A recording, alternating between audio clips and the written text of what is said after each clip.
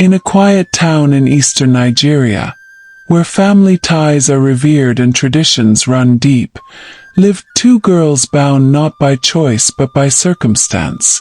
One was born into privilege, and the other into pain. But when their worlds collided under one roof, it wasn't love or sisterhood that grew between them.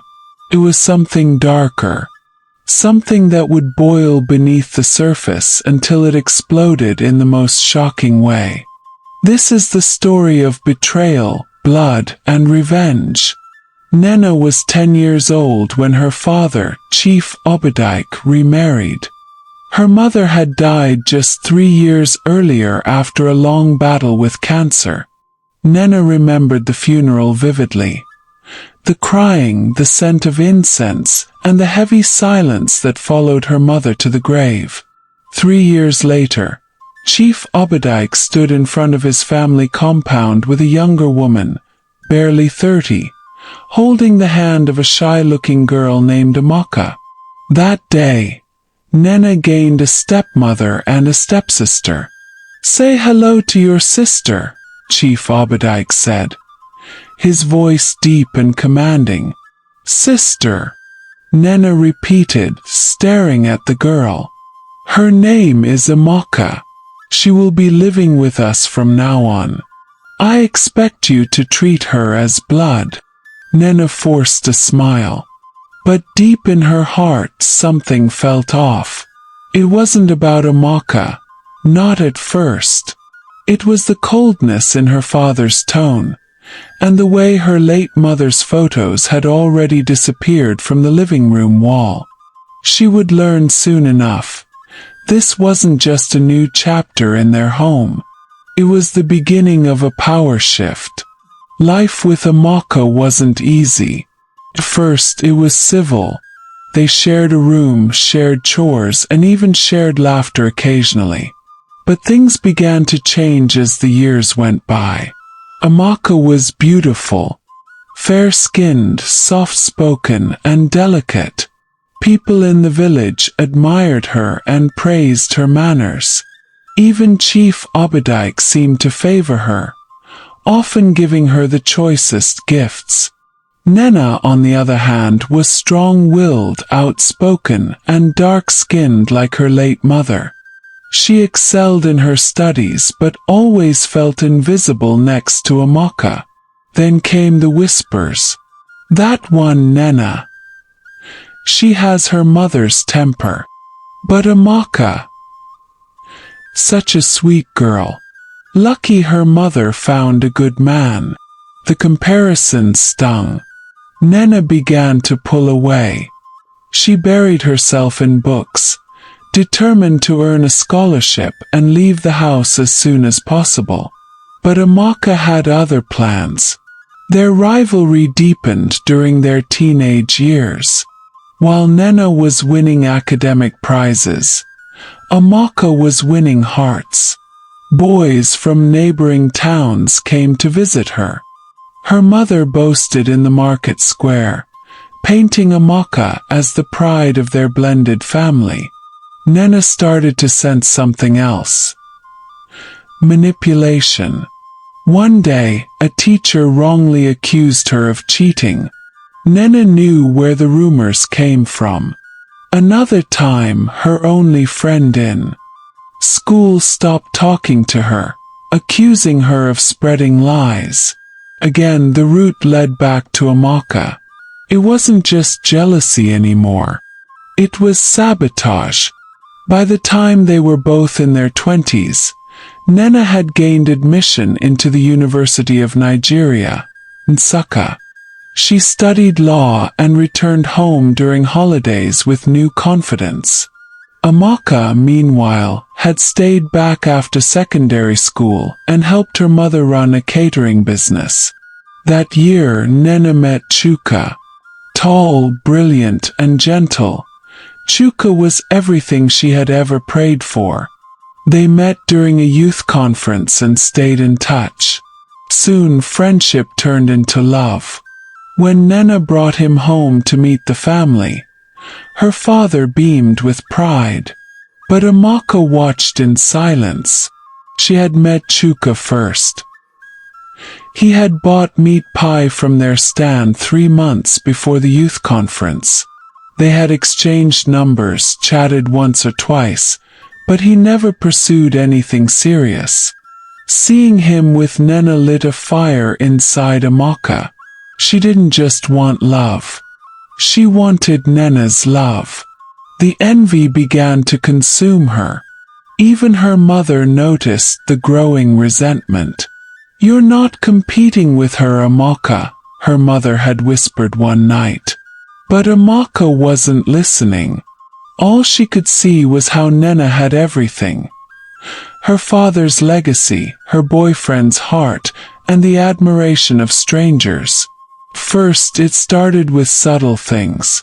Amaka would flirt with Chuka when Nnenna wasn't looking. She would wear revealing clothes around him, laugh louder than necessary at his jokes, and occasionally pretend to need help with things just to get his attention. Chuka remained polite but distant.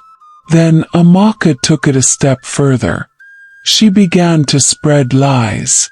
First, to her mother. "I don't trust Nnenna.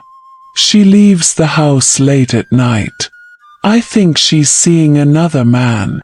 Then to Chief Obadike. "I overheard Nnenna saying she doesn't want to marry Chuka. She wants to trap him until she gets her visa." Finally to Chuka himself. "I know you think Nnenna loves you, but she told someone at the market that you're just a placeholder." Amaka backed her lies with forged screenshots, cleverly edited messages, and paid a girl to pose as Nnenna's secret lover. She was building a web of deceit brick by brick. Chuka grew confused. Doubt began to cloud his judgment. Nnenna, noticing the sudden coldness, questioned him, but he only replied with vague answers. Until the day he didn't show up for their engagement ceremony. Guests had gathered. The compound was decorated. Musicians tuned their instruments. But the groom never came. Chief Obadike was humiliated. Nnenna cried so much her eyes swelled shut. Nobody could explain what happened. 2 weeks later, she found out from a friend in town. Chuka had traveled to Port Harcourt with Amaka. Nnenna nearly collapsed. Her stepmother said nothing. Her father called her cursed. That night, Nnenna packed her bags and left for Enugu. She didn't leave a note. For 3 years, no one heard from Nnenna. During that time she finished law school, won a prestigious award, and joined a human rights firm. Her passion for justice burned brighter with every case she won. She changed cities, made new friends, and buried the past under mountains of legal files. But Amaka's betrayal had left a scar. Then fate intervened. A high-profile land dispute brought her back to her hometown. She was appointed legal representative for a family fighting against illegal seizure by a catering company. When she opened the file, her hands trembled. The company, Amaka and Sons Catering. The land belonged to the widow of a man Amaka had conned. This wasn't just about business. This was revenge served on a legal platter. The case drew attention. Local newspapers followed every twist. Nnenna walked into the courtroom with poise and fire. Across the room, Amaka looked shocked. She hadn't seen her stepsister in years. Their eyes met. Nnenna smiled. Amaka tried to speak, but the judge walked in. Over the next 3 weeks, Nnenna tore down the catering company's lies. She exposed falsified documents, forced confessions from ex-employees, and uncovered years of fraud. Amaka's reputation crumbled. And in a final twist, Nnenna revealed that the land originally belonged to Amaka's biological father, who had willed it to a woman Amaka never acknowledged, her father's second wife. Amaka wasn't just stealing. She was stealing from her own blood. The judge ruled in favor of the widow. Amaka's business license was revoked. The catering company shut down. Outside the courthouse, Amaka followed Nnenna to her car. "You planned this," she hissed. "You wanted to destroy me." Nnenna turned slowly. "I didn't have to plan anything, Amaka. You destroyed yourself the day you betrayed me. This was just the consequence. We were sisters." "No," Nnenna said, voice steady. "You were a guest in my mother's house. And you spat on everything I loved." Amaka's tears flowed freely. "I loved him too. Then you should have respected his choice."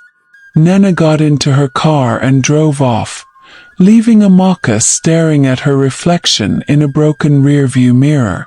Months later, Nnenna launched a foundation for women betrayed by family. She called it Voices of Blood. She never married Chuka, who tried to contact her again after Amaka's downfall. Instead, she focused on justice, healing, and purpose. And every time she walked past the courtroom, she remembered the day she reclaimed, not through revenge, but through truth. The end.